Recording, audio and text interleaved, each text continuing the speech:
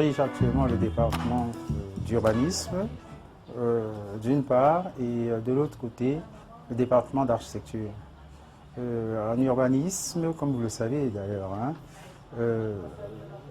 c'est les 2 premières années en tronc commun. À partir de la 3e année, il y a des spécialisations en urbanisme, en génie civil, en topographie et en génie d'environnement. Voilà. Donc je prends en charge les urbanistes depuis la 3e année jusqu'à la 5e année. Il est très important de préciser que nous formons des ingénieurs urbanistes. C'est un autre programme pédagogique, c'est la fusion entre ce qui peut se faire en génie rural et en institut d'urbanisme classique. Donc, un juste destage entre sciences fondamentales et sciences humaines. Voilà un peu le profil d'ingénieur urbaniste que nous formons à l'ENSTP. J'ai eu un bac C au collège Yves-Hermann de Douala en 1990 et une bourse d'excellence du gouvernement camerounais pour effectuer les études supérieures à Marseille, en France, dans le sud de la France. À l'école d'architecture de Marseille, je vais faire tous les cycles, le premier, le 2e et le 3e cycle. Puis par la suite, je vais faire l'école de commerce de Marseille, toujours, où je vais obtenir un master spécialisé dans le management des projets immobiliers et la construction. Puis je ferai également l'école d'ingénieurs de Marseille, où j'ai obtenu un master en construction sismique. Voilà, conception dans les zones parasismiques. Donc voilà, grosso modo, ma formation en France. Puis par la suite, j'ai travaillé, j'ai été pris aux Nations Unies.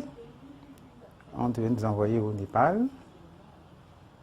Pour des raisons personnelles, je n'y suis pas allé, parce que j'ai été enrôlé dans une autre société importante en France, où je gérais déjà à cette époque, à partir de 1999, le département formation de la société Oxica de France. Ce qui m'intéressait dans ce travail, c'est que je pouvais représenter cette entreprise au Sénégal, en Pologne et à Madagascar, dont nous travaillons à l'époque sur les logiciels graphiques AutoCAD, SolidWorks, dans les domaines du bâtiment et de la mécanique. Donc j'étais en charge de ce département. Et puis j'ai ramené au Cameroun, dans la foulée de ce travail, j'ai ramené au Cameroun un projet social, toujours dans le cadre de la formation, auprès de l'université de Tchang, où nous on faisait travailler jusqu'à 600 étudiants à Tchang. Après, ça ne s'est pas très bien passé, on va dire comme ça. Il fallait, on m'a réaffecté en France, j'ai décidé de rester au Cameroun. Restant au Cameroun, le professeur Samuel Bongo de l'université de Douala m'a contacté en me disant qu'ils avaient un souci, ils voulaient lancer la formation d'architecte en Konsamba. Il m'a recruté comme consultant. Ensemble, nous avons monté le programme pédagogique et par la suite, ils m'ont demandé de m'associer à l'enseignement universitaire. J'ai hésité quelque peu parce que bon, j'avais toute ma famille en France. Par la suite, j'ai été recruté et puis, chemin faisant, j'ai rencontré le directeur de l'école qui avait également un souci de monter une formation qui correspond au profil que j'attends en fait des architectes, c'est-à-dire toujours sur des stages entre sciences humaines et sciences fondamentales. C'est ce que nous formons à l'école des travaux publics. En fait, nous essayons de former à l'école des travaux publics des ingénieurs architectes, c'est-à-dire ces professionnels qui auront une très très bonne autonomie sur le terrain. Voilà. Voilà, en gros. Et je me retrouve aujourd'hui chef de département à l'école des travaux publics, après avoir été chef de filière en architecture et urbanisme à l'université de Douala. En fait, j'ai toujours été très proche de l'enseignement parce que je vous dis, je suis responsable en France du département formation d'Oxica de France. Ok. Ce que j'ai fait au Sénégal, en Pologne ou à Madagascar, ou au Cameroun même d'ailleurs, hein, parce que j'ai fait de la formation dans le privé au Cameroun. C'était de la formation, c'était de l'enseignement. J'enseignais tout le temps, je transmettais, si vous voulez, mon savoir aux étudiants. Peut-être la formation universitaire n'était pas véritablement dans mon parcours, mais je veux dire, enseigner, transmettre des connaissances dans ce cadre, non, ça a toujours été une passion pour moi. Département d'urbanisme, et depuis peu, le directeur me confie, on va dire passivement, la gestion du département d'architecture. On va commencer par l'enseignement hein, de façon générale. La première difficulté que je rencontre sur un plan purement personnel, hein, c'est le manque de motivation des étudiants. En venant dans l'enseignement supérieur, mais je le dis parce que ça vient du fond du cœur, j'étais persuadé de deux choses. Qu'avec les étudiants, on devait élever le niveau de nos connaissances. Parce que l'enseignant est là pour orienter les étudiants. Les étudiants vont ramener via leurs recherches. Et ensemble, on essaye de consolider tout ça pour voir le résultat. Ça, c'était mon rêve. Mais malheureusement, on n'arrive toujours pas à motiver la masse des étudiants dans ce sens-là. Ça, c'est la première difficulté que j'ai. Elle est liée à la motivation des étudiants dans une démarche conséquente. De l'autre côté, la deuxième difficulté, ce sera pareil. Hein. C'est vrai que nous sommes des professionnels. Le niveau de rémunération de l'enseignant reste très très bas parce que quelqu'un qui est de mon niveau ou qui a eu un certain niveau de salaire dans sa vie, il est difficile de vivre avec un salaire qui ne représente même pas le dixième de ce qu'il a eu à gagner. Du coup, bon, c'est vrai que l'université, c'est la recherche, c'est l'appui au développement, c'est l'enseignant. Le côté appui au développement a tendance à prendre beaucoup d'importance, tout simplement parce que, bon, il faut bien arrondir les fins de mois. Généralement, depuis tout petit, hein, je me lève toujours à 4 heures du matin. Je fais ce qu'il y a à faire. Vers 5h, 5h30, je mets ma tenue de sport et je viens à l'école en courant. Donc j'arrive toujours dans cette école aux environs de 6h30 en courant parce qu'on a la chance d'avoir dans nos bureaux des douches. Et si vous voyez bien, j'ai toujours au moins une veste. Donc j'arrive à 6h30. Généralement, nous démarrons des cours dans le département à partir de 7h30. Okay. Je reçois les enseignants ou j'appelle quelques enseignants, des délégués pour vérifier si tout est en place. Quand j'ai des cours, moi-même j'y suis à 7h30. Généralement, j'enseigne 4 à 5 heures maximum tous les jours, hein, que ce soit à l'école des travaux publics ou à l'université de Douala où j'ai toujours ma chaire. Okay. 4 à 5 heures, pas plus que ça. Le reste du temps, vous savez, c'est un département, il y a des copies à corriger, il y a des examens à gérer, etc., etc. Voilà comment nous menons notre journée. Et aux environs de 17 heures, je ne suis plus à l'école. Je pense que c'est essentiellement une question de vocation et de passion. Sinon, ce sera difficile. C'est vrai qu'il faut avoir le minimum de bagages intellectuels, hein. Il faut avoir la connaissance pour pouvoir transmettre, il faut avoir la maîtrise pour pouvoir transmettre. Mais on peut avoir la maîtrise, on n'a pas la passion, et puis on balbutie, on n'arrive pas à le faire. La principale qualité, c'est ça. Vocation, motivation et passion. Voilà la trilogie en quelque sorte. Oui, très souvent. La chance aussi qu'on a, ça il faut le reconnaître en tant qu'enseignant, c'est que nous capitalisons beaucoup sur le plan personnel. Depuis 7 ans que j'enseigne en enseignement supérieur, j'ai eu à revoir tous mes cours depuis la première année des études d'architecture, mais je revois ces cours avec un recul, hein, d'une maturité certaine. Et le gouvernement, très souvent, nous sollicite dans le cadre des séminaires, ce qui nous permet de rencontrer des experts venant du monde entier. Et je dis, on capitalise beaucoup à ce niveau-là. Nous avons longuement travaillé dessus. La promotion soutiendra dans 3 semaines maintenant, mais nous sommes préparés. Nous avons fait des démarches nécessaires en entrant en contact avec le ministre de la fonction publique, en exposant ce que nous faisons à l'école. C'est une formation qui n'était pas encore très bien connue. Et puis le ministre nous a promis de lancer un concours de recrutement à la fonction publique pour des étudiants ingénieurs urbanistes. Donc c'est une première promotion d'environ 20 à 21 étudiants. Nous pensons qu'il n'y aura aucun souci, qu'ils soient d'un côté absorbés pour ceux qui ne veulent pas la fonction publique, et puis de l'autre côté, l'urbanisme a aussi ce caractère privé, et je les encourage beaucoup à monter des agences. Bon, je ne vais pas dire agence d'urbanisme, parce que c'est une appellation bien encadrée au niveau de la loi, mais des cabinets d'urbanisme pour faire des consultations privées à haut niveau. Il n'y en a même pas au Cameroun, je ne sais pas si nous avons 5 cabinets d'urbanisme, donc le champ est encore très très. Je suis architecte au départ, hein, et puis l'architecture est une discipline très liée à l'urbanisme. Et notre formation contient beaucoup de cours d'urbanisme. C'est pour ça que vous allez toujours voir les appellations architectes urbanistes. Vous savez que nous intervenons dans le tissu urbain. Le tissu urbain, c'est le bâtiment, ce sont les routes, ce sont les parcelles et autres. Et le système bâti prend une grande importance dans la définition du tissu urbain.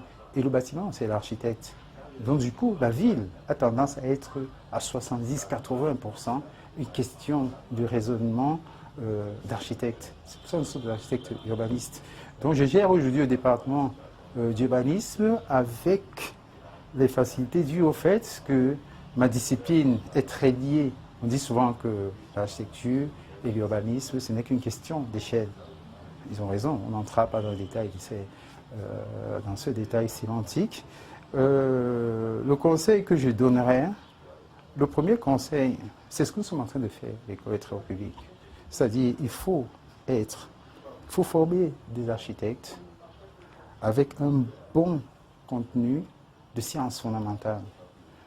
Les architectes latins, tels qu'ils sont formés jusqu'aujourd'hui, quoique depuis le système LMD, ça change un tout petit peu, ils avaient basculé complètement dans la dimension artistique. On ne pensait plus le bâtiment comme un objet qui devrait peut-être être matérialisé sur le site, mais on le percevait tout simplement comme un concept, c'est-à-dire une idée qu'on développait, que ça plaise ou non, d'accord. Et du coup, beaucoup d'architectes européens se sont retrouvés, pas européens, français, latins, se sont retrouvés au chômage du fait qu'ils se contentaient à dessiner. Et quand on leur parlait des chantiers, ils étaient complètement absents. Le dialogue avec les autres acteurs était devenu difficile du part de ce manque de sciences fondamentales dans leur curricula universitaire.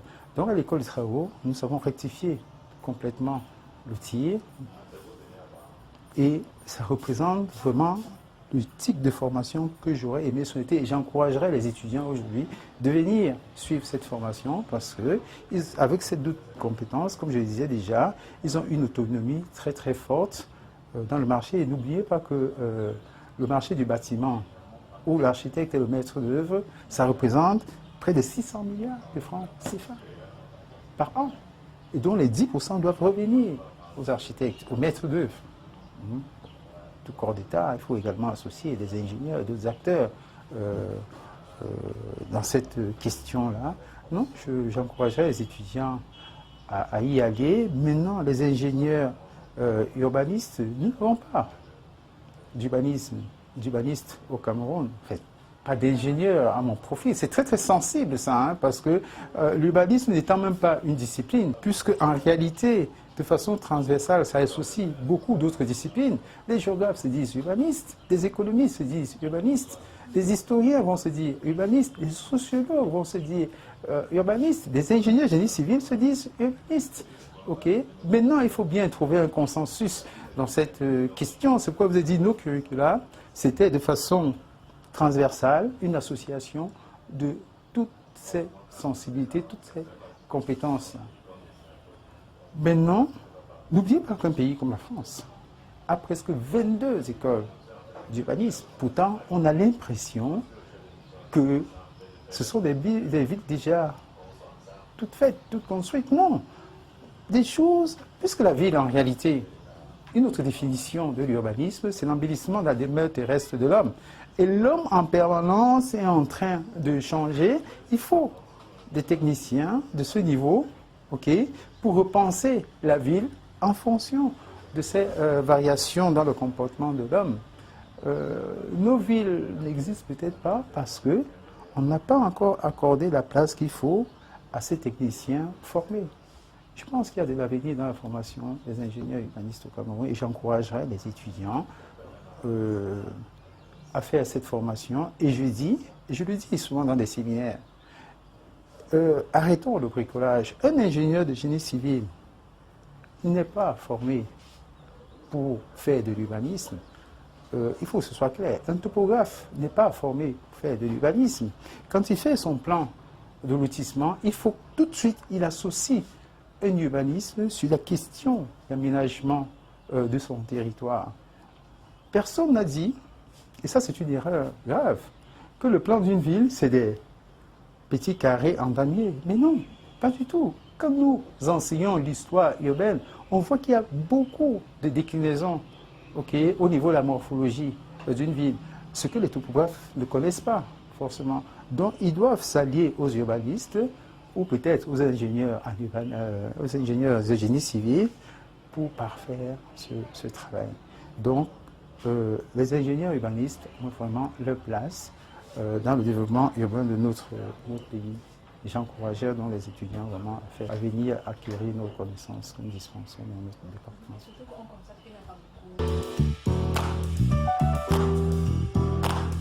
Non, non, au Cameroun, je rectifie un tout petit peu, hein, je suis désolé, il faut faire un point là-dessus. Au Cameroun, je vous ai dit, à l'université de Douala, nous avons monté le premier programme pédagogique de formation des architectes en 2010, avec cette école qui a effectivement démarré en 2010, dont certains produits sont même dans mon secrétariat là.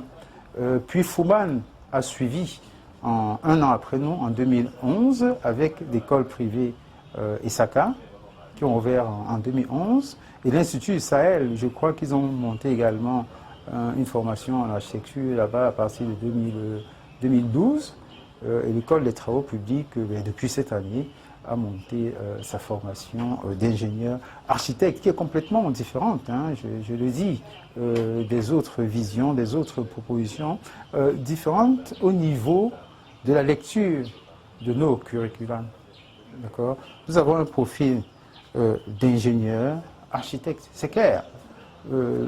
Toutes les questions liées au dimensionnement, calcul de structure, n'auront pas de mystère pour nos architectes. Voilà.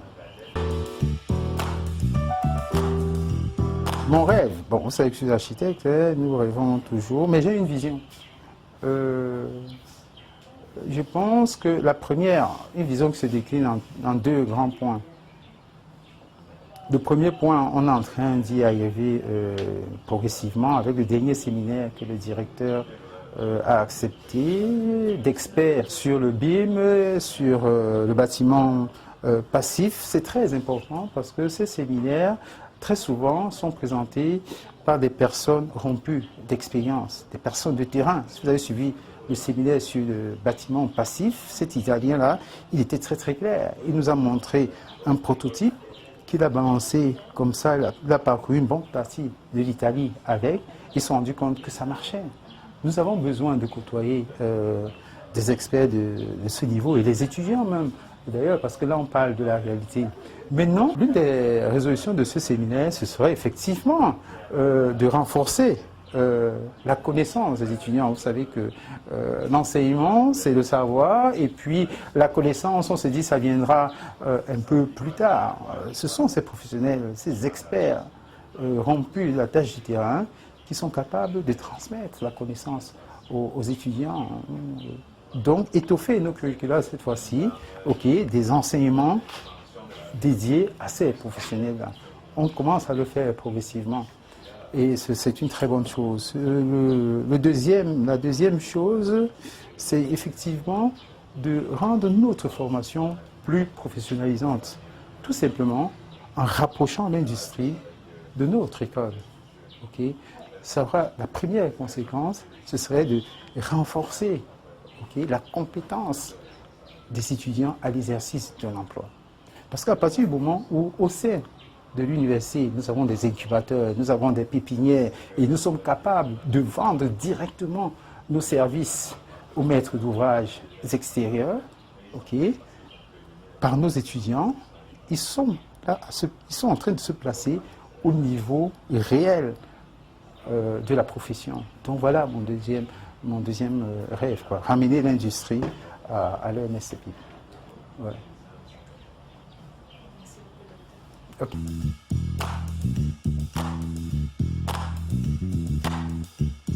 Le département du génie rural, c'est un des 4 départements opérationnels à l'école des travaux en ce moment.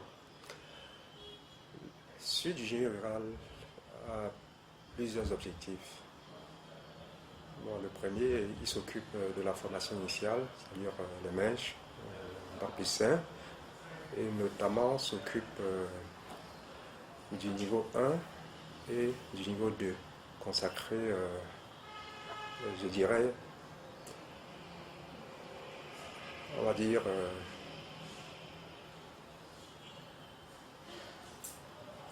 les prérequis pour tous les étudiants. Donc, lorsqu'on admet les étudiants à l'école, il y a ce qu'on appelle la classe préparatoire en Occident. Là, ils passent les 2 premières années à faire cette classe préparatoire. Et c'est à partir de la 3e année qu'ils sont scindés dans les différentes filières. Et à partir de la 3e année, le département du génie rural s'occupe de la filière génie de l'environnement. En dehors de cet aspect purement académique, il faut ajouter, parce qu'il n'y a pas que le cycle de master en ingénierie, il y a les masters spécialisés. Et là aussi, il y a un certain nombre de filières logées dans le département du génie rural, notamment la gestion des eaux et assainissement des villes africaines. Il y a également les énergies renouvelables, la gestion des déchets, etc., etc. Mis à part le volet purement académique, c'est le département du génie rural qui s'occupe de la plateforme de traitement des notes à l'école, pour l'ensemble de l'école. C'est-à-dire nous avons mis sur pied une plateforme dont on se sert pour traiter toutes les notes et délivrer les documents dont les étudiants ont besoin pendant leur formation et après leur formation. Oui, disons, j'ai fait un parcours, je dirais, assez long, mais riche tout de même. Partant de secondaire, je suis titulaire d'un baccalauréat lycée. Et après quoi, j'ai commencé par l'université de Yaoundé 1. J'ai donc mené une bonne partie de mes études à l'université de Yaoundé 1, sanctionné par une licence en physique, puis une maîtrise en physique.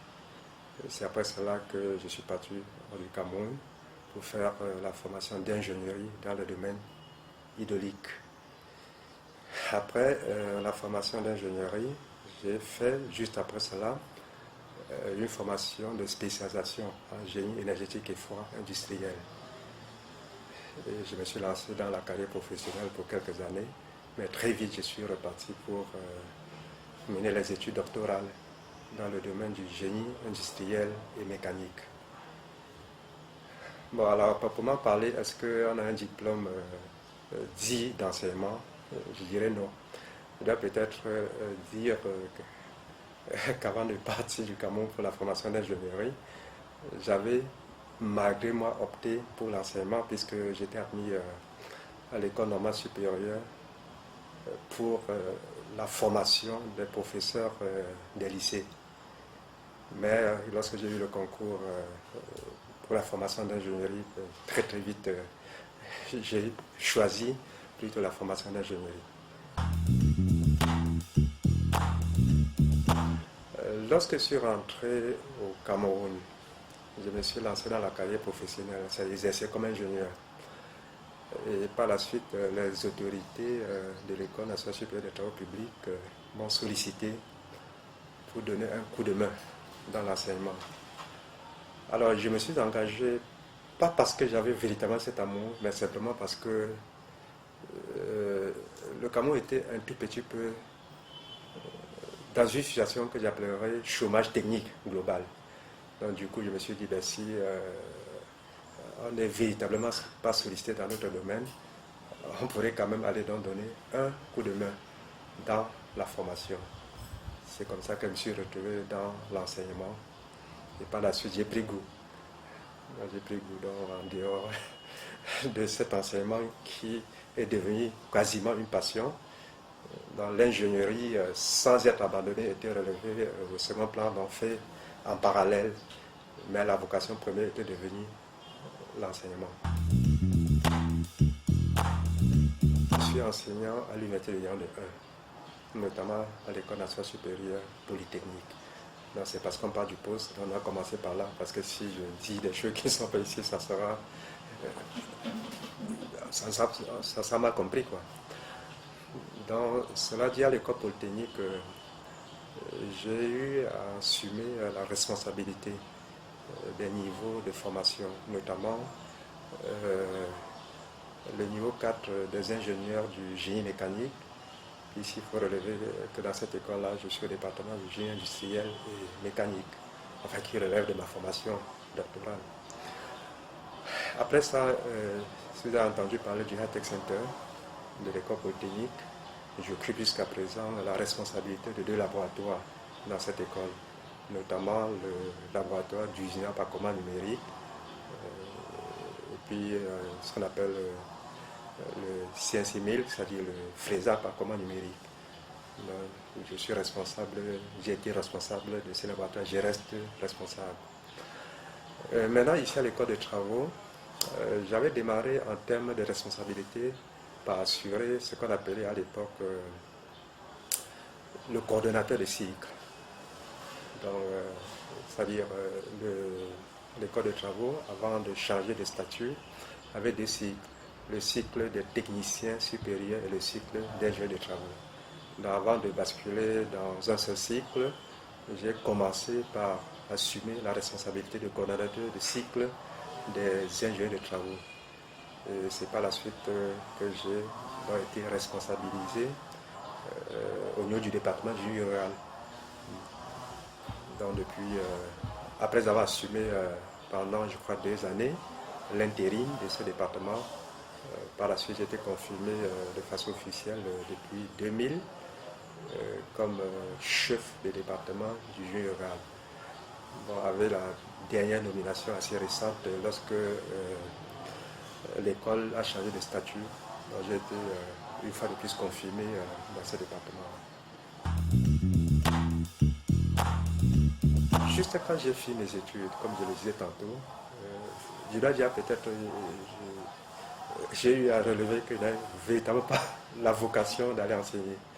Puisque après avoir fait la formation d'ingénieur, je me suis spécialisé et je suis rentré pour œuvrer comme ingénieur. Donc, en fait, c'est lorsque j'étais donc sollicité à l'école des travaux que j'ai donc fait ce que j'ai refusé de faire après avoir terminé mes études d'ingénierie, de spécialisation. Parce que on m'avait demandé de faire les études doctorales. C'est donc quand je rentre en 1998, quand j'ai fait mes études, je rentre en 1998, et quand j'ai été sollicité par l'école de travaux pour former, je dis, ben, naturellement, si on doit former, on doit continuer les études. C'est à ce moment que je suis donc reparti faire les études doctorales. Donc, je suis arrivé ici à l'école juste après mes études d'ingénierie et de spécialisation en 1998.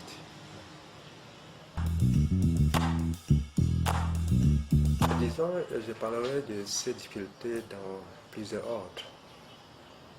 Alors, du point de vue purement matériel et du point de vue approche. Du point de vue purement matériel, la plupart de nos établissements, je parlerai du Sud en général, et pas seulement du cas spécifique de l'école des travaux, souffrent de problèmes de laboratoire appropriés. On sait très bien que la technologie évolue très vite. Vous vous rendez compte que ce soit l'école des travaux ou d'autres écoles, les laboratoires qui sont des laboratoires qui datent la plupart du temps de la création de ces écoles, dont les équipements sont vétustes. Donc, le tout premier problème, c'est donc le renouvellement de ces équipements pour être véritablement à la pointe de la formation. Parce que n'oublions pas, lorsqu'on forme des ingénieurs, il y a la partie théorique, il y a ce qu'on appelle les travaux dirigés, il y a surtout les travaux pratiques. Parce que lorsque vous restez uniquement dans la théorie, bon, bien entendu, vous êtes ingénieur et c'est plutôt sur le terrain que vous devenez véritablement ingénieur. Voyez.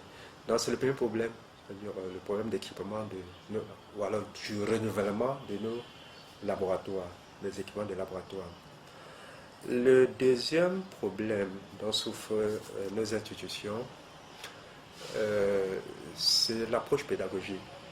Vous savez que tout évolue et chaque jour on réfléchit sur la meilleure façon d'approcher les enseignements de manière à garantir que les connaissances ont été transmises aux apprenants.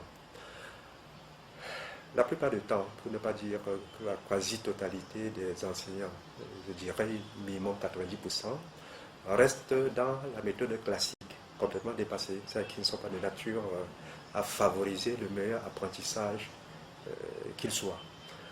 Alors il est donc question, à mon avis, pour s'affranchir de ces problèmes, d'aller vers les méthodes qui sont de plus en plus développées, notamment ce qu'on appelle les classes inversées. Mieux même, on est en train d'aller vers ce qu'on appelle les classes renversées. Je ne dois pas rentrer dans les détails pour dire ce que ça signifie tout cela. Mais pour quand même m'atteler sur ce qui semble intéressant, la classe inversée, l'idée ici, c'est amener l'étudiant à se mettre résolument à la tâche. Parce que qu'est-ce qui se passe lorsqu'on est en classe? Alors, on donne des choses à mâcher. L'étudiant essaie de mâcher, essaie de comprendre plus ou moins, parfois sans avoir compris.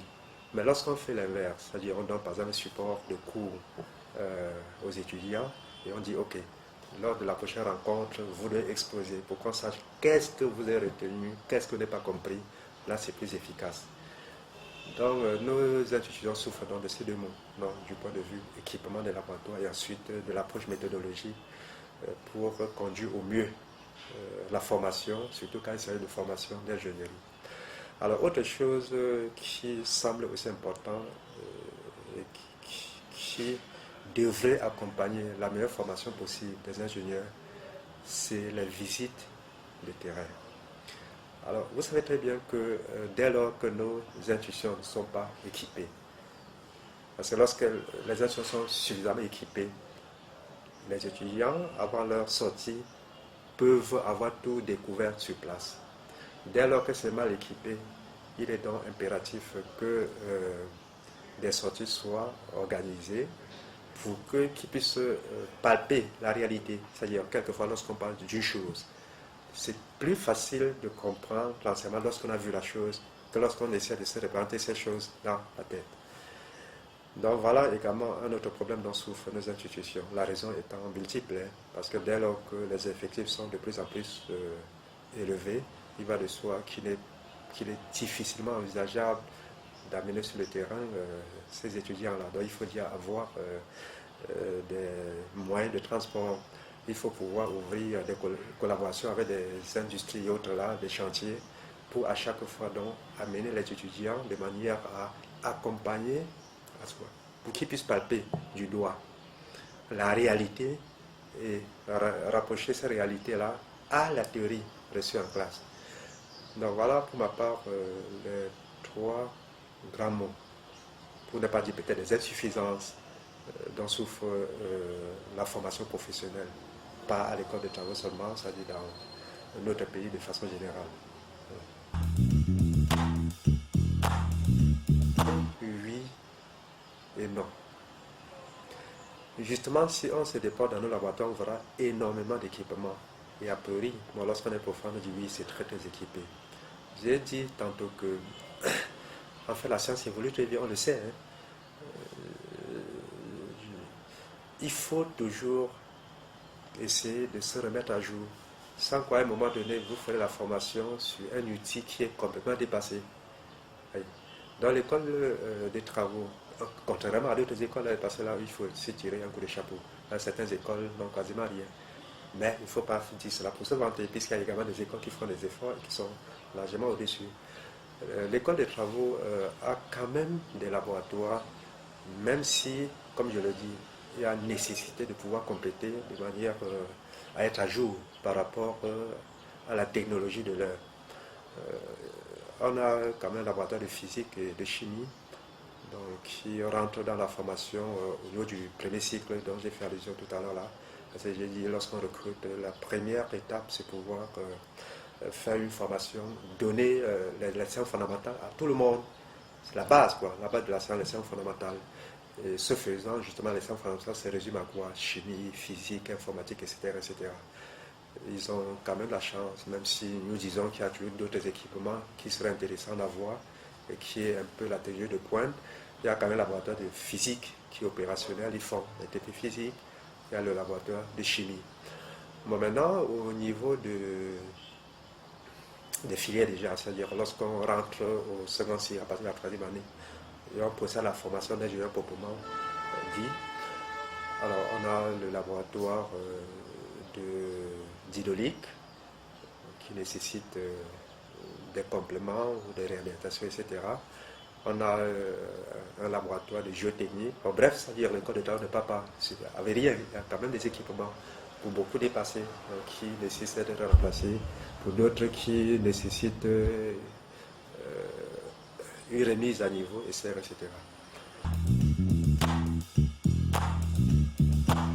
C'est toujours très difficile d'être en même temps enseignant et responsable. Ça fait énormément de boulot. Bon, malheureusement, on est tenu d'être cela parce qu'on est d'abord enseignant avant d'être responsable. Alors la journée, très souvent, n'est pas du tout facile. Lorsqu'il y a des urgences à évacuer, donc on est tenu d'arriver au bureau un peu plus tôt pour évacuer ces urgences-là, surtout si par la suite il y a un cours qui doit suivre. Donc, je prends un exemple, si j'ai un cours à 8 heures, je suis tenu d'être là peut-être autour de 7h30 pour essayer de liquider des urgences avant de me déporter en cours. Sans quoi, une fois en classe, s'il y a ces urgences-là qui attendent, je serai appelé. Ouais, donc il y a risque d'être perturbé une fois lorsqu'on est en classe et quand il y a des urgences sur la table. Donc j'arrive, je liquide vraiment les premières urgences. Et quand j'ai cours, je vais en classe. Et après le cours, je continue avec les autres dossiers. Sans compter que par la suite, là, les cours ne se limitent pas uniquement dans les salles de classe. Les étudiants passeront pour leurs problèmes particuliers. Et je venais de faire remarquer que c'est le département qui traite quasiment toutes les notes de l'école. Et nous comprenons très bien que tous les problèmes y afférents m'attendent également. Donc si par la suite on a publié une note et qu'il y a une contestation, il y aura nécessairement une requête, les étudiants, etc. Donc vous voyez un peu que la journée du chef de département et enseignant est extrêmement chargée. C'est pour ça qu'il est quasiment difficile. Quelquefois, certains vont dire on passe au bureau une fois, il n'est pas au bureau, parce que si en salle de classe, oui, et vice-versa. C'est pour cette raison que très souvent nos journaux commencent tôt et finissent tard. On est quasiment les premiers à arriver et les derniers à repartir.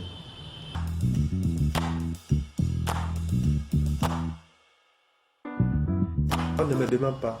Peut-être comme parenthèse, je crois que j'ai eu à motiver tous ceux qui étaient enseignants à l'école des travaux que lorsqu'on s'engage dans l'enseignement, on ne doit pas rester statique.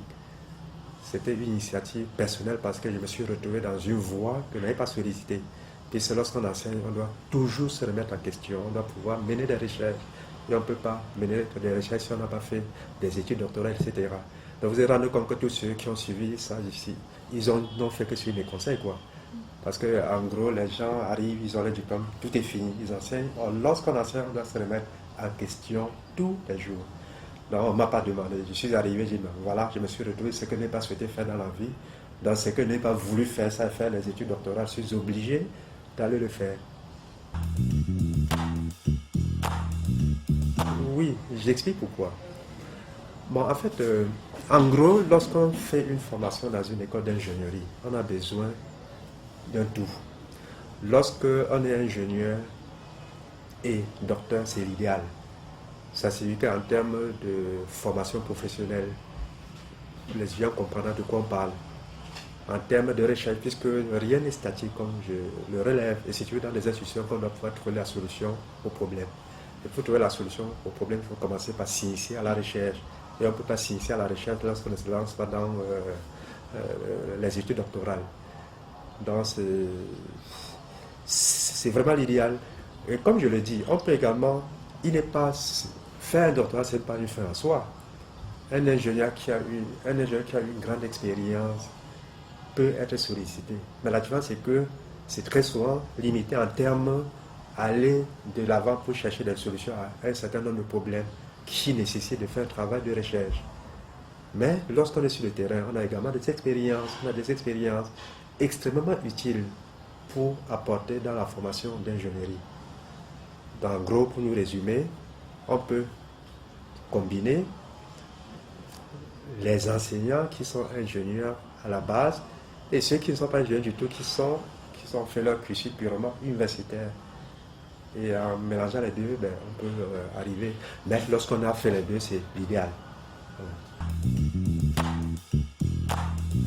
Je dirais oui, mais quand je dis gouvernement, c'est trop large. Parce qu'habituellement, lorsqu'on est dans une institution, qui sont des institutions professionnelles comme l'école de travaux, l'école polytechnique, il y a des problèmes pour lesquels on se réfère vers ces institutions-là pour pouvoir préconiser des solutions. Dès lors, quand c'est le cas, généralement, les dirigeants de ces institutions connaissent où se trouvent des compétences. Et c'est dans cet esprit que très souvent, on est le plus souvent interpellé pour résoudre un certain nombre de problèmes. Je dois peut-être signaler que la maquette de pot de la première pierre du barrage hydroélectrique de Merveleux, j'ai réalisé ici à l'école. Ici à l'école, c'était extraordinaire lorsque les étudiants j'en ai profité pour montrer aux étudiants comment on part de la théorie à la pratique. Oui. Donc je peux citer plusieurs exemples comme ça. Il y a même le MIMI qui nous a sollicité dans un certain nombre de projets. Il était question de revoir un certain nombre d'inventeurs, c'est-à-dire où font l'invention dans l'idée et qui va maintenant rendre ça palpable. Vous voyez, le MIMI a eu à solliciter l'institution pour les aider à développer l'idée des inventeurs, parce qu'on peut inventer sans avoir quelque chose de palpable, quoi. Donc très souvent c'est le cas. Donc on intervient énormément dans des projets purement ingénierie dans le cadre de l'institution, lorsqu'on sollicite l'institution.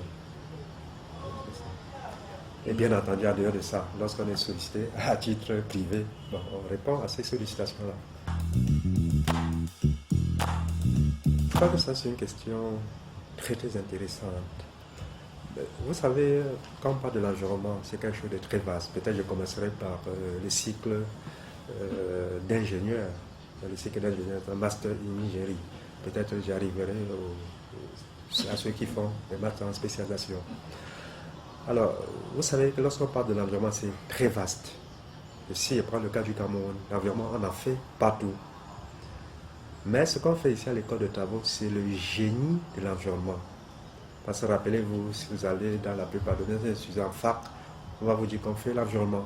Vous avez un niveau bac A, vous faites l'environnement. Donc vous comprenez que ça, c'est la description de l'environnement. Or, ceux que l'on forme ici à l'école de travaux, c'est des ingénieurs. Et pour être ingénieur, vous savez déjà que à chaque fois qu'il y a un problème, un projet d'ingénierie, le préalable, c'est commencer par le volet environnemental. Dans tous les projets, partout dans le monde. Ça, c'est clair. Et là, j'insiste une fois de plus, il s'agit de ceux qui ont fait de l'ingénierie environnementale. parce que vous êtes capable de comprendre le projet, vous êtes capable d'asseoir tous les contours de façon technique qui doit accompagner le projet que vous avez réalisé. De ce point de vue, vous comprenez que l'école de travaux reste pour l'instant la seule école au Cameroun qui forme dans le génie de l'environnement. On va se rendre compte que ceux qui sont utilisés avant nos premiers étudiants formés, c'était des étudiants formés ailleurs. Le seul problème, c'est donc souvent l'amalgame.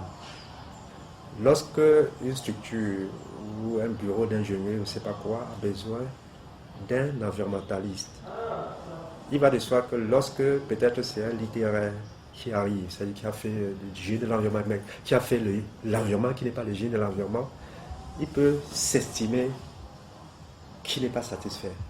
Et du coup, si vous présentez le diplôme, on ne spécifie pas pour dire qu'il s'agit effectivement de ça. Il va s'assimiler à ceux qui ont fait l'environnement descriptif. Ouais, donc, c'est pour dire quoi? Que si véritablement, sur le terrain, ce sont des ingénieurs qui sont utilisés, on aura plutôt un problème d'insuffisance. Parce que lorsque vous regardez tous ces projets structurants, etc., et à tous les niveaux, on n'a pas de cadre suffisant dans le domaine de l'environnement pour pouvoir répondre aux sollicitations de gauche à droite. Donc de ce point de vue, et j'ai l'habitude de rappeler aux étudiants, c'est vous qui devez apprendre à vous vendre. Donc lorsque vous êtes sollicité dans un hôtel, etc., vous devez dire exactement ce que vous êtes, quel genre de formation vous avez subi, sans quoi vous risquez d'être confondu aux autres. Donc c'est en principe des étudiants qui ne devraient pas avoir de soucis dans l'insertion professionnelle. Maintenant, si nous reprenons les autres filières, eau, déchets et assainissement par exemple, je crois que c'est une évidence, on sait que c'est vraiment un problème crucial. Le problème de c'est un problème crucial. Le problème de gestion des déchets, c'est un problème crucial, etc., etc. Le vrai problème sur le terrain, où est-ce qu'on peut trouver des cadres compétents pour pouvoir affronter ces problèmes-là? Et le problème se pose davantage dès lors que nous parlons de la décentralisation. Je crois que pour les gens parlent de la décentralisation sans comprendre ce que c'est. Lorsque cette décentralisation sera effective, ça veut tout simplement dire que chaque collectivité va s'occuper de ses problèmes. Et qui dit s'occuper de ce problème, c'est que ces collectivités ont besoin de cadres pour les amener à résoudre leurs problèmes. Et ils sont nombreux. J'ai parlé de l'eau, j'ai parlé de l'assainissement, j'ai parlé des déchets, etc., etc. Ce n'est pas un problème de l'Afrique ou du Cameroun, c'est un problème global. Alors vous savez qu'en gros, il y a deux types d'énergie. Il y a les énergies fossiles et justement des énergies renouvelables. Les experts donnent pour maximum 50 ans pour qu'il y ait épuisement des énergies fossiles. Qu'est-ce qu'on fait? C'est pour cette raison que vous voyez tous les pays occidentaux qui savent anticiper. Tous se sont lancés à grande échelle dans d'abord les recherches dans ce domaine-là et surtout sur l'implémentation des résultats déjà probants. Malheureusement, l'Afrique, de façon générale, se comporte comme un continent spectateur. C'est comme s'il y a une partition qui se joue et puis nous sommes là en train de regarder. On n'est pas conscient que ce problème, ce n'est pas leur problème. Ce sont nos problèmes, ce sont nos problèmes nous tous. Si nous revenons dans le cas du Cameroun, alors vous savez très bien que rien que nos méthodes, vous ne pouvez prendre que ça. On n'arrive pas à couvrir de façon efficiente les besoins énergétiques, en particulier énergie, énergie électrique. Je prends les métropoles, n'en parlons pas des localités, des grandes villes. Si vous prenez une ville comme Bertois, par exemple, c'est à peine par jour qu'on a 2 heures d'électricité. Je ne vais pas parler des zones isolées. Donc lorsqu'on parle quand même de grandes villes, c'est-à-dire les chefs-lieux des régions qui ont des soucis d'électricité, n'en parlons donc pas des petites localités. Alors la question, si nous combinons à ça le problème d'épuisement inéluctable des énergies fossiles et du fait que nous ne sommes pas à mesure, à partir de ce qu'on a comme énergie, de couvrir les besoins, qu'est-ce qu'on fait? Il faut justement trouver les solutions. Et ces solutions, surtout dans les zones isolées, comme la plupart de nos villes, il faut trouver les solutions. Il n'y a pas d'autre alternative, ce sont des énergies renouvelables. Alors, vous comprenez donc que tout cela conforme. J'ai l'habitude de leur dire, n'attendez pas qu'on vous emploie. Apprenez à créer et employer. parce que le marché existe. Donc il va de soi que cela, si nous voulons nous développer, ils n'auront aucun souci d'insertion. Mais si nous décidons de dire qu'on ne fait rien, bon, bien entendu, il y a du boulot, mais on décide de rien faire.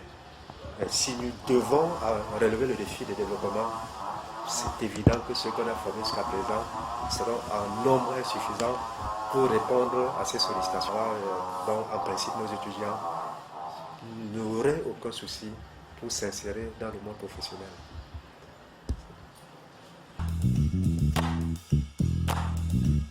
Il faut déjà souligner que l'école de travaux, en collaboration avec l'Université de Padoue, il faut le souligner, a de très grandes ambitions. Déjà, on doit se rendre compte que partout où il y a une compétition dans le domaine du savoir, l'école des travaux est toujours présente. Je ferai allusion au récent GTEC, je ferai allusion à une compétition avec le club génie de l'environnement de l'école de travaux. Et à chaque fois, on était primé. Donc, le club génie de l'environnement a remporté la compétition en rapport avec dans ce domaine-là. Donc, ça montre que l'école de travaux fait énormément des efforts pour être à la page, en collaboration avec nos partenaires. En Italie, exactement, l'Université de Padoue, c'est en Italie. Donc, c'est une collaboration très enrichissante. Et de toute façon, cette collaboration, comme je le dis, on ne peut jamais fonctionner en vase clos. Donc, dès lors que l'on conjugue les forces, c'est pour aller vers les meilleurs résultats. Donc, la perspective, pour ce qui me concerne, c'est bien entendu continuer dans la même lancée et œuvrer vers les études doctorales. Donc, je crois que l'administration de l'école est en train de travailler dur pour que le plus tôt possible, que l'on passe de l'étape formation d'ingénieur à la deuxième étape qui est la formation dans le domaine des études doctorales. Alors l'idée étant ce que je disais tantôt, ailleurs sont des écoles qui trouvent la solution à tous les problèmes. Les gens ne le savent pas. Lorsqu'on voit des pays développés, on dit on a mis sur pied tel système sophistiqué, etc. On oublie que ce sont les écoles qui mènent les recherches et préconisent ces solutions à ces structures-là. Si revenons dans le cas de l'école de travaux qui a pour vocation d'œuvrer pour des cadres de haut niveau, pour pouvoir œuvrer dans le domaine des bâtiments et travaux publics, nous savons très bien que le problème nos infrastructures ont. On ne doit pas continuer à n'appliquer que des solutions toutes faites. Donc l'idée, c'est pouvoir travailler, développer des solutions qui s'adaptent à notre contexte. L'expérience montre que ce n'est pas tout ce qui est importé qui cadre avec le contexte. À un moment donné, il faut pouvoir cerner vos propres problèmes et trouver des solutions appropriées. Et pour ce faire, on ne peut se lancer que dans un cycle de recherche. C'est pour cette raison que l'ambition de l'école, bien entendu appuyée par les différents départements, c'est très rapidement franchir cette étape et mettre sur la table l'ensemble des problèmes qui nécessitent des solutions dans ces domaines-là. Et donc mener ce qu'on appelle les recherches appliquées. Vous voyez, si on va en fac, les recherches sont des recherches fondamentales. Et on a besoin de recherches appliquées, donc pouvoir poser sur la table nos problèmes, réfléchir, travailler, faire des essais et préconiser des solutions appropriées à ces problèmes-là. C'est de cette façon que, pour ma part, on peut véritablement être sur la voie de développement. Mais il va de soi que si on compte sur les autres, on ne peut jamais se développer.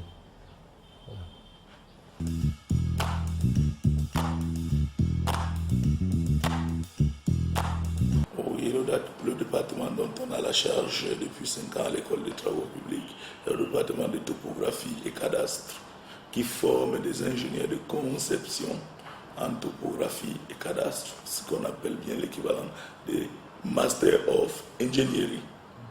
En anglo, c'est l'équivalent chez les anglo-saxons, mais le but c'est d'avoir la formation Bac plus 5 en topographie et cadastre. Donc on a les calculs topo à faire, tous les métiers de topo qui sont la géodésie, consort, système d'information géographique associé à ça, au cadastre national et international. D'où le nom du département de topographie et cadastre. Je suis Elimé Boubouama Aimé, ingénieur de conception du génie mécanique de l'école polytechnique, 2A en modélisation du comportement des sols, donc, et calcul des structures, génie civil de l'école nationale supérieure polytechnique. Doctorat PhD de l'école nationale supérieure polytechnique, spécialité génie civil. C'est ça, au vu de ça, au vu de ce cursus, on m'a proposé de venir implémenter la formation de topographe et de topographie et cadastre dont j'ai la charge du département. Okay. À l'heure actuelle, je suis chargé de cours de génie civil. Oui, justement, les raisons qui m'ont poussé vers l'enseignement professionnel, supérieur professionnel, je voulais bien changer. Je voulais changer mon environnement. Parce que ce que j'ai refusé de signaler et que je ne voulais pas en dire antérieurement, je suis un licencié de l'université de Yaoundé en physique. J'ai une maîtrise de mécanique théorique à l'université de Yaoundé. Et au vu de ça, j'ai donc fait le concours parce que je ne voulais plus continuer avec des enseignements théoriques. J'ai fait le concours d'entrée à l'école polytechnique, donc le concours de 3e année. Voilà les motivations qui m'ont amené à voir, parce que je voulais exercer, je voulais changer mon environnement. Voilà. En fait, du moment où j'ai décidé de rejoindre l'enseignement supérieur, et j'avais déjà un bureau d'études, où je suis promoteur d'un bureau d'études, étant donné que le statut de l'enseignement supérieur nous donne des possibilités de faire son expertise en clientèle privée. Donc, ce que je voulais bien dire, j'ai déjà fait cette expertise, je l'avais déjà fait avant. Aujourd'hui, c'est le premier poste de responsabilité universitaire que j'assume. Mais au-delà de ça, j'avais assumé d'autres postes que je continue à assumer parce que mon statut le permet. Oui, les difficultés liées à l'enseignement professionnel sont des difficultés d'ordre matériel. D'ordre matériel. Donc, le matériel des laboratoires, le matériel des TP, le matériel n'est pas suffisamment fourni. Et de deux, je ne sais pas à quel niveau on pourrait inciter des jeunes diplômés professionnels à continuer dans les recherches au vu de devenir enseignants. Parce que c'est ça qui est difficile, de trouver des ingénieurs qui vont continuer avec des études et venir agrandir nos effectifs. L'NSCP est une école, est une grande école de la République du Cameroun. Moi, je n'ai pas choisi d'enseigner à l'NSTP. Je suis polytechnicien. J'étais chargé de cours à l'école polytechnique. Par un arrêté ministériel,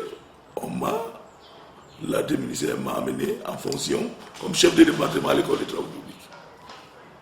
Parce que je dois servir mon pays. Et je me suis mis à la disposition de mon pays, là où on m'a envoyé. Voilà mon arrivée à l'école des travaux publics. Oui, une journée type, elle est classique. Je vais à l'école polytechnique, où j'ai des enseignements en 3e année, 4e année, 5e année et en doctorat. Donc ça répartit toute l'année, ici, toute la semaine. Ici, je peux avoir quelques cours, comme le dessin assisté par ordinateur, que je peux dispenser. Après, je me consacre à un peu de temps de recherche pour rédiger mes articles. Et lorsqu'il y a des dossiers administratifs, c'est-à-dire les attestations, les lettres, les réunions, je m'acquitte de ça et ma journée est terminée. Les qualités, elles sont simples, hein, avoir un diplôme technique, c'est-à-dire un diplôme Bac plus 5 dans une spécialité professionnelle. Alors, continuer à faire un diplôme d'études approfondies et se faire recruter à ce stade selon les textes et vous mettre à respecter les critères d'avancement qui sont régis par le statut de l'enseignement supérieur. Oh, mais monsieur le journaliste, je l'avais déjà dit avant, vous pouvez voir vous-même, il y a toujours là, voici des notes calculées que je fais dans le cadre des projets de la République du Cameroun. Voilà des notes de calcul, ça ne manque pas. Vous avez vu partout là, il y a des rapports qui sont là en expertise, qui n'ont rien à y voir avec les mémoires des étudiants, mais qui sont des projets tant structurants, d'envergure que légers. Merci. Que l'année passée, nous avons mis dans le champ du marché 22 ingénieurs de conception de topographie. Et je vous dis, sans m'en vanter, ils n'en ont fait que 2 mois maximum pour que leurs traces ne se retrouvent pas. Et d'autres vont d'entreprise en entreprise. Autant vous faites des sollicitations financières qu'ils acquièrent de nouvelles expériences. Donc, la première promotion, il n'y a personne qui a un problème d'emploi. Bon, les perspectives d'avenir, je ne sais pas, peut-être améliorer davantage la formation de mes étudiants pour qu'ils soient beaucoup plus performants.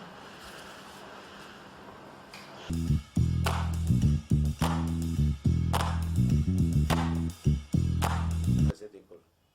À la base, on parle de l'école de travaux publics. Quand on dit travaux publics, c'est le génie civil. De façon générale, hein. En Europe ou dans tout le monde entier, quand on dit travaux publics, c'est le génie civil. Le département de génie civil est donc le plus grand département de cette école. À l'origine, l'école, son nom c'est École de travaux publics. Et il y avait le département de génie civil, il y avait le département d'urbanisme, il y avait le département de génie rural et le département de topographie. Aujourd'hui, l'école est passée à Bac plus 1, parce qu'à l'époque, c'était Bac plus 3. Le génie civil, ici, lorsqu'il faut faire l'orientation depuis la 3e année, c'est 50% pour le génie civil et les autres départements, c'est-à-dire que urbanisme, topographie et génie rural se partagent les autres proportions, quoi. Donc, j'ai suivi le plus grand ici. Donc, c'est pour dire que quand il y a 200 étudiants, le génie civil prend la plus grande part qui est de 100. Je comprenez bien le pourcentage. Donc, dans le département de génie civil, il y a d'autres options, au mieux les spécialités, qui sont le calcul de structure, la géotechnique et l'hydraulique. On peut encore ouvrir d'autres cycles, d'autres spécialités qui sont, par exemple, génie ferroviaire et transport, qui viennent encore. Donc, grosso modo, c'est un peu ça le génie civil. Je suis sorti de cette école en 90. 91, j'entre à l'école supérieure polytechnique, d'où je sors avec un diplôme d'ingénieur de génie civil polytechnicien, option bâtiment et travaux publics. En 95, je suis inscrit à l'INSA de Lyon, où j'ai obtenu un DEA et puis un doctorat en 2000. Je suis donc rentré au Cameroun. Je ne suis pas encore intéressé à être permanent dans une école. J'ai commencé à travailler, directeur technique, directeur, conducteur de travaux, chef de mission dans des bureaux d'études et entreprises. Ce n'est qu'en 2010 que je me décide d'être enseignant permanent à partir de Polytechnique, où j'ai commencé à être vacataire depuis 2000. Donc ce n'est qu'en 2010 que je m'intéresse à être permanent à l'école.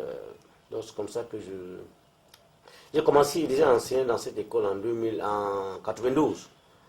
J'ai enseigné dans cette école, vacataire en 92, permanent en 94, sorti de l'école Polytechnique. Donc je suis parti du Cameroun enseignant titulaire à l'école supérieure de travaux publics, quoi. Je suis enseignant ici depuis 92, vacataire, enseignant permanent en 94, où j'étais déjà responsable du laboratoire de RDM et de matériaux ici. Donc en réalité, je suis attaché à l'université de Yaoundé, l'école d'Athlétique supérieure polytechnique, sorti de là en 1994. J'aime, ça c'est ma passion. L'enseignement c'est ma passion. Quand j'enseigne, je sais que je sais enseigner. Je sais parler, je sais communiquer, et c'est ça qui fait ma passion, quoi. Donc quand j'enseigne, les enfants, ils aiment tellement que moi-même, ça devient ma vie. L'enseignement, ça devient ma vie. Parce que quand j'enseigne, souvent, je n'ai pas besoin de documents. Et puis, je leur présente mon cours du premier chapitre au 14e chapitre. Et j'aime le génie civil. À l'époque, j'aimais les mathématiques. Je voulais être mathématicien. J'étais en fac. Je suis arrivé en deuxième année en fac. Mais on nous a annoncé une vie difficile. Et puis, moi-même, je voulais être mathématicien. J'avais un enseignant Cagnac, mathématicien, prêtre. Le chantre dans le séminaire en 1994. À l'époque de Monseigneur Zoua. Vous voyez ça, c'est moi qui conçois ça. C'est moi qui conçois ça. Et en 1995, Monseigneur Zoua m'a encouragé à aller en France. Parce que j'ai eu une occasion d'aller faire le doctorat. Donc, le Seigneur, je savais que le Seigneur m'a donné tellement. M'a tellement donné et je voulais restituer tout ce qu'il m'a donné. Donc, je suis inscrit à Télé en 1994. En 1995, j'ai dû suspendre. Je suis arrivé en 1995 parce qu'en réalité, certains voulaient que je sois enseignant, de passer un an de stage à Vogt, enseigner au petit séminaire. D'autres pensaient qu'il me fallait aller faire propédeutique. Donc j'ai été inscrit. Si j'ai entré une fois, immédiatement envolé pour enseigner au petit séminaire, je crois que je serais parti. Quand je suis revenu, j'ai eu des petits problèmes avec l'administrateur diocésain. Bon, je crois pas, je sais pas, je peux pas dire ça à la télé. Non, je suis rentré dans la vie privée. J'ai quand même un peu traîné parce que je ne savais pas. Je ne savais pas qu'un jour pour m'asseoir à un bureau comme ça pour. Je savais que je devais éduquer spirituellement, physiquement, matériellement la population, quoi. Donc je me retrouve à l'enseignement. Je l'aime.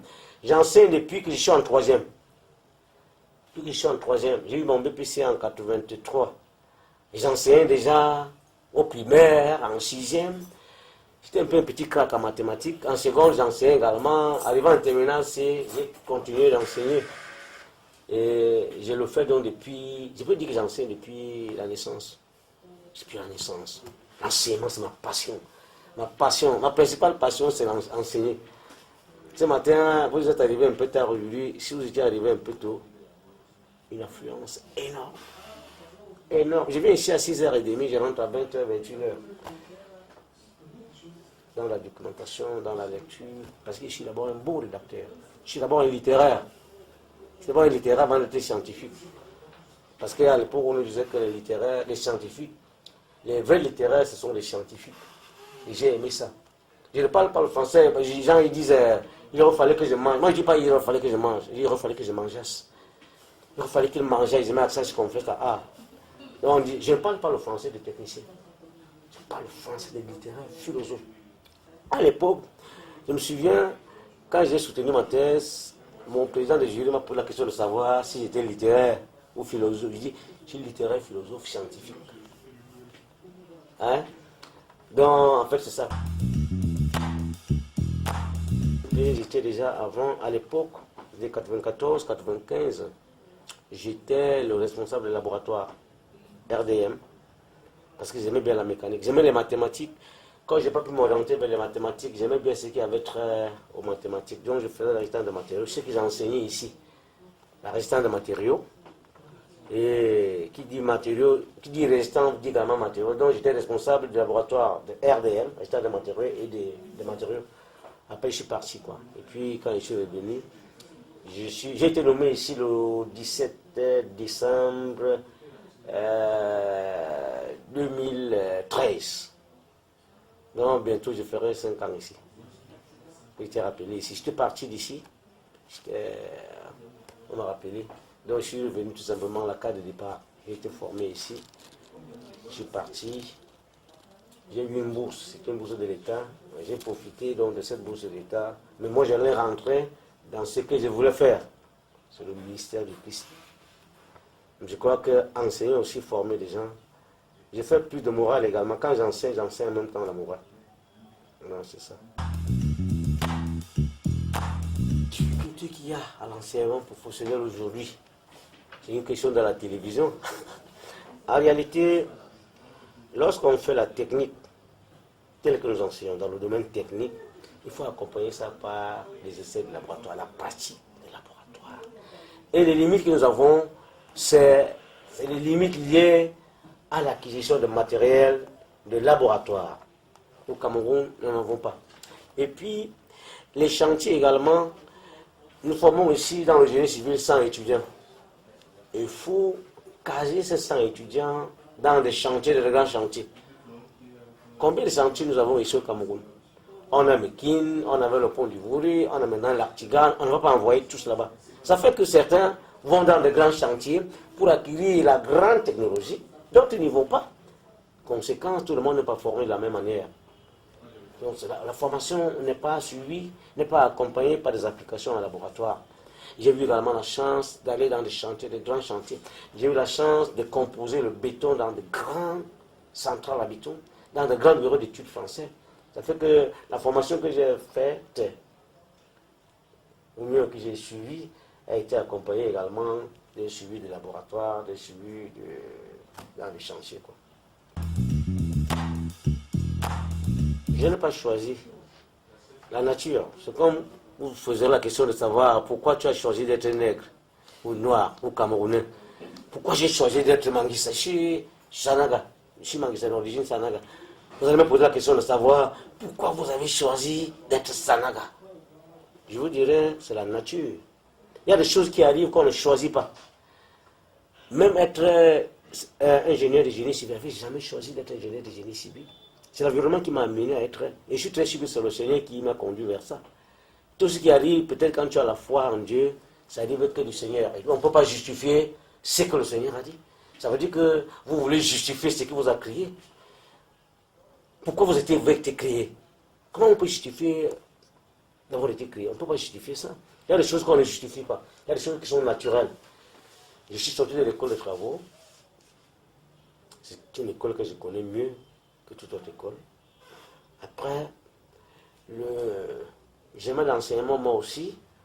On me dit, mais ça, mais tu es sorti d'ici, tu peux quand même venir commencer à enseigner ici. Dès que je sors, on nous attrape pour venir enseigner. Et c'était un métier que j'aime. À l'époque, je ne voulais pas l'argent. Aujourd'hui, j'aime l'argent. Hein.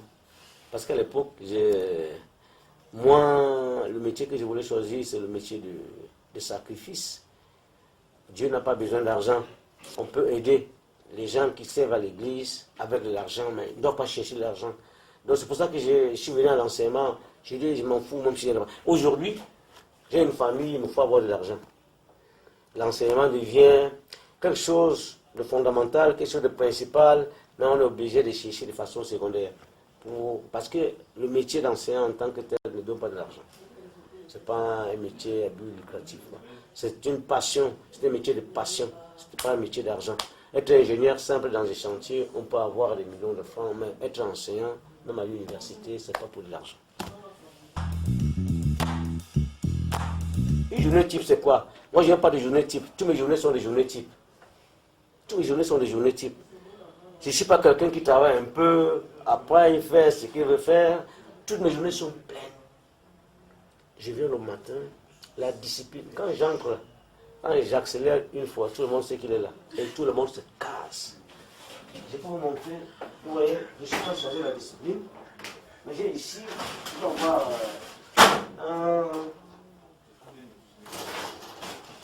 ça là, c'est le garage de l'étudiant. J'ai au moins 200 comme ça. Dès que je vois tel qu'il porte là, je prends, je mets ici. J'ai le casque ici. Je ne suis pas chef disciplinaire, mais je fais ça parce que pour moi, je suis généraliste. J'occupe les fonctions d'enseignant sur le département et chargé de la discipline. Quel que soit le département auquel tu appartiens, tu es sous le chef du département des génies civils. J'entre en classe, ou bien je te rencontre là dehors, tu as un écouteur, où il est 9h30, je demande d'où tu viens, où tu vas. Si ce n'est pas logique, tu es soumis à ma discipline. Donc, je ne peux pas dire que je suis chef de département. Je suis chef de département, chef de tout, quoi. Donc, je suis chargé de l'académie. Quand on est chargé de l'académie, il faut de la discipline. Ils savent. Ils savent que quand on voit Mbessa, on dit, hey, le type là, je ne suis pas fort physiquement. Mais la force que j'ai, ça dépasse la force de ma thèse. Quand je te prends là, tu vas me suivre. Quand je vais te faire, je vais atteindre la moelle épinière. Vous savez ce qu'on appelle atteindre la moelle épinière? Quand on atteint déjà la moelle épinière, c'est qu'on atteint le cerveau, le système nerveux, quoi. Donc, on ne s'amuse pas. Il n'y a pas de qualité requise au Cameroun. Il y a des gens qui parviennent à s'échapper, ils se lancent dans le lot. Il y a des gens qui nagent, même sans être nageurs, ils sortent quand même. Donc, je ne peux pas. Au Cameroun, on ne peut pas dire ça. Il y a des gens qui sont là parce qu'il avait besoin de matricule. Il est tombé dans le lot. Il est dedans, il fait comment? Demande-moi mes qualités. Ne demandez pas les qualités pour être. Au Cameroun, il n'y a pas de qualité pour être. Il n'y a pas de qualité pour être. On a cherché ailleurs, on n'a pas pu, on est tombé dedans. Puisqu'il y a des bêtes même qui sont des enseignants. Il y a des infirmiers qui sont des ingénieurs. Au Cameroun, on a tout. On a tout dans tout. Donc il n'y a pas de principe pour devenir soit enseignant ou bien pour devenir ingénieur. Je crois que ça là, c'est une question à laquelle je ne suis pas l'habitude. L'École nationale supérieure de travaux publics est une école d'enseignement supérieur. Il faut d'abord avoir un background soi-même. Parce que pour expliquer les choses, il faut les comprendre soi-même. On n'explique pas ce qu'on ne comprend pas. Hein? Faut faire corps avec ce qu'on fait. Moi, je suis expert béton. En dehors d'être ingénieur de génie civil, quand j'ai parlé du béton, on ne doit plus dire autre chose. Quand j'ai parlé, même si on est américain, qu'on soit japonais, américain, chinois, lorsque j'ai dit une chose sur le béton, on doit dire, c'est d'accord, je suis d'accord. On doit me poser des questions pour s'informer, pas pour m'informer. Donc c'est ça qu'on appelle faire corps avec ce qu'on fait. C'est ça en réalité. Donc tout le monde ne peut pas dire ça. Donc je ne peux pas venir ici dire qu'il faut, il faut. Donc il y a des gens qui sont des généralistes, qui demeurent généralistes. Lorsqu'on est enseignant d'université, on est ingénieur de métier, mais on doit voir quelque chose sur laquelle, lorsqu'on parle, on n'a pas besoin d'être critiqué de façon fondamentale. Peut-être on peut faire des erreurs, tout le monde. Il n'y a que le Christ qui peut ne pas faire des erreurs. Je vous ai dit tout à l'heure que j'ai même une cassette là. Lorsqu'on veut parler du génie civil, on sait qu'il y a un Mbessa à l'école de travaux. Ça c'est spécial. L'émission, la dernière émission là, c'était la semaine passée, je crois que c'était vendredi. J'étais l'invité spécial pour parler des problèmes de génie civil.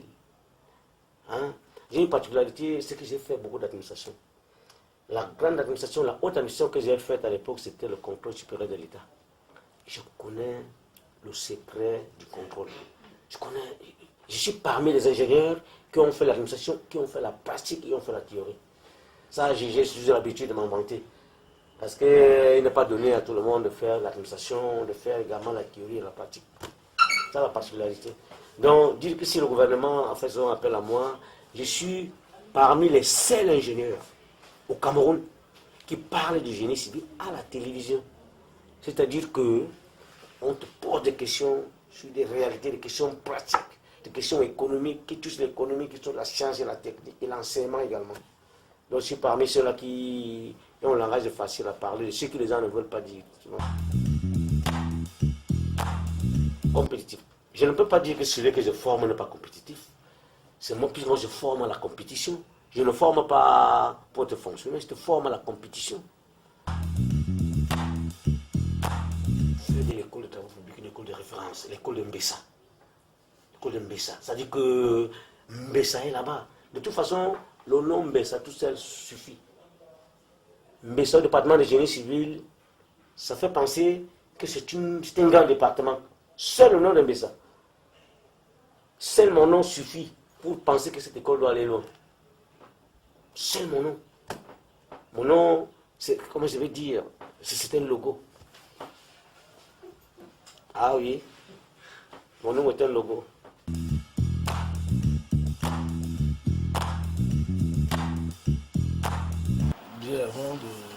monsieur le département, je voulais déjà vous remercier de toute l'attention que vous portez à notre école et surtout au département de la formation continue et management et vous remercier de votre présence ici. Néanmoins, je commencerai par répondre à votre question. Le département de formation continue et management, c'est le département qui est lié beaucoup plus à la professionnalisation à l'École nationale supérieure de travaux publics. Pourquoi? Parce que ici, nous formons non seulement des spécialistes, c'est-à-dire des gens qui ont été diplômés d'abord avant de venir pour le perfectionnement, pour un recyclage, pour les techniques nouvelles ou pour des formations ultimes à des métiers divers. Nous recevons également ici des formations pour le management, des ingénieurs qui veulent être non seulement ingénieurs, mais managers qui peuvent peut-être utiliser un langage qui est différent du langage technique, un langage de gestion, de management. Donc ici, c'est fait également pour encadrer les ingénieurs dans le domaine du management. Ok, j'ai un cursus professionnel divers. Je suis d'abord, avant de faire des formations liées dans le domaine d'ingénierie, mais j'ai une formation de manager, de gestionnaire. Je suis docteur en sciences de gestion et docteur dans le domaine de l'environnement.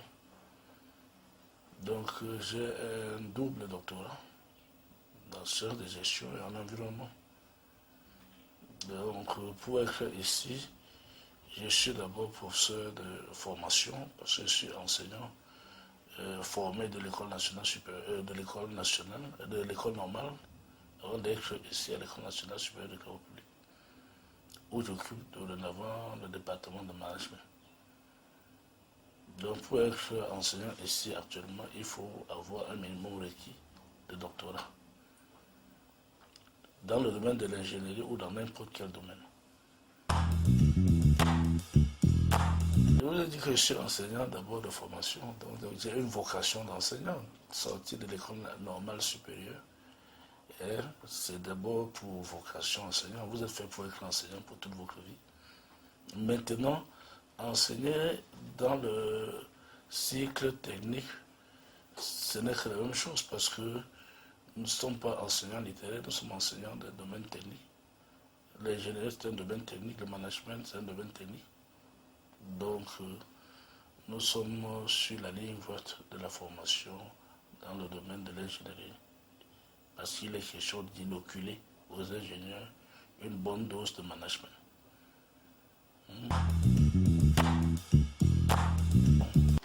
Sur ce plan, ce que je ne vous ai pas dit par le passé, c'est que j'étais expert comptable, agréé CEMAC. Donc ça fait que quand je viens ici, je suis promoteur d'un cabinet d'expertise comptable et j'ai beaucoup travaillé pour le gouvernement et j'ai travaillé pour la Banque mondiale où j'étais le chef de mission tout récemment, il y a moins de 7 ans. J'ai été chef de mission de la Banque mondiale pendant plus de 4 ans, 5 ans, hors du pays. J'ai été chef de mission au programme des Nations Unies pour le développement pendant près de 3 ans. Donc j'ai beaucoup travaillé à l'international. Et c'est la raison pour laquelle, de mon expérience, je tente effectivement de le faire partager par les jeunes qui sont également dans le domaine et sur le chemin de la recherche du savoir. La difficulté de l'enseignement professionnel tel que constaté, c'est le manque de volonté et puis l'assiduité, la spécialisation dans un domaine bien précis. Ne pas chercher à faire le vague-messe de tout. Quand on peut se spécialiser, il y a moins de difficultés. Voilà autant de difficultés. Éviter la paresse, parce que la spécialisation, la technicité ne va pas vers la paresse. Il faut éviter la paresse.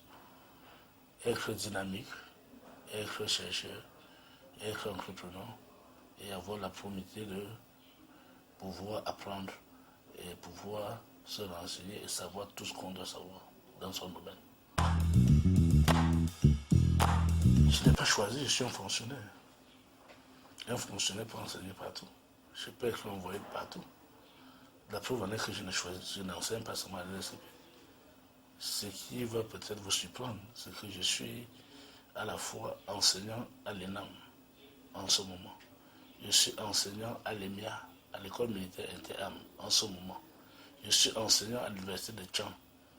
Je suis enseignant à l'université de Yaoundé 2. Je suis enseignant à l'Institut supérieur de management public. Je suis enseignant à l'université de Yaoundé. Vous allez demander comment je m'organise. Mais je m'organise effectivement en faisant des cours sur mesure. C'est-à-dire quand je me déplace pour une ville comme Tcham, comme Yaoundé, le cours peut se faire en une semaine, qui est le cours d'une année. Donc on nous appelle les enseignants missionnaires. Donc on se déplace. C'est à ce sens que je n'ai pas choisi l'école des travaux publics. Et ça, c'est sans compter les séminaires, les formations des chefs d'entreprise. Déjà ici, c'est pour former les chefs d'entreprise. Vous ne verrez jamais un étudiant dans ce département. Tous ceux qui entrent ici sont ceux qui sont soit déjà directeurs ou sous-directeurs, soit ceux qui viennent ici parce qu'ils sont chefs d'entreprise. Et on leur fait une formation sur mesure, donc une formation à la carte. Soit il vient de la présidence, soit il vient d'un ministère, soit il vient d'une administration. Et puis, on les prépare pour une formation à la carte, individualisée. En ce moment, quand c'est une formation à la carte, même par force, il doit comprendre, parce qu'il est le seul élève. Donc, on ne choisit pas, je n'ai pas choisi d'être ici. Ouais, donc, avec cette panoplie d'université, je peux enseigner donc, et je continue à enseigner partout. Et la journée est totalement fatidique parce que non seulement quand on est chef de département dans une institution comme l'École nationale supérieure de travaux publics, on doit travailler à l'externe, c'est-à-dire qu'on doit travailler en représentation de l'administration, représentation du directeur, représentation de l'école, représentation du ministère des Travaux publics, parce que ça, c'est le département formation continue, ouvre encore des brèches à l'extérieur par rapport au ministère, par rapport aux autres centres de formation liés à l'INSTP ou au bâtiment, tels que Akodoninga, tels que Garoua, tels que Boya, et tels que des sous-centres liés à l'École nationale supérieure de travaux publics. Donc, une journée fatidique, il faut voir tous ces contours, puis il faut travailler maintenant, faire son travail de chef de département, l'analyse des dossiers, tous ceux qui viennent pour le projet, et ensuite maintenant faire ses enseignements. Vous voyez que avant que vous n'arriviez là, c'est des étudiants de EDA, deux qui sortaient. Je dois enseigner chez les Master 1, les Master 2, et les MENJ 4, les MENJ 5. Donc il faut enseigner, faire tout ça, passer par cette cour avant de faire son travail de chef de département. C'est-à-dire que c'est totalement fatigué. Sans oublier que chaque fois, il faut aller représenter l'administration à tel lieu, ainsi de suite. Donc on est totalement dispersé.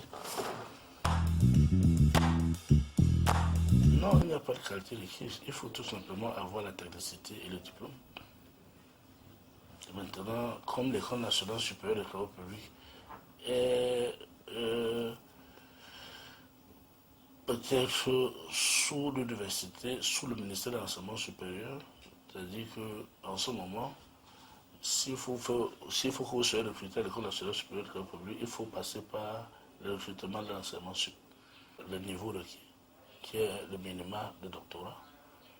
Il faut avoir la spécialisation, c'est-à-dire être spécialisé dans un domaine bien précis.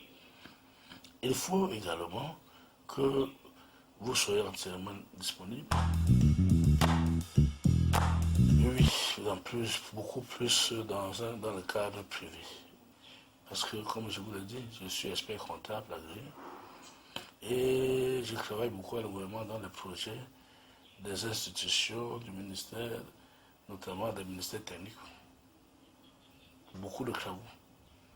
Même vis-à-vis du BIT, qui est toujours un aspect du gouvernement. C'est-à-dire le Bureau international du travail.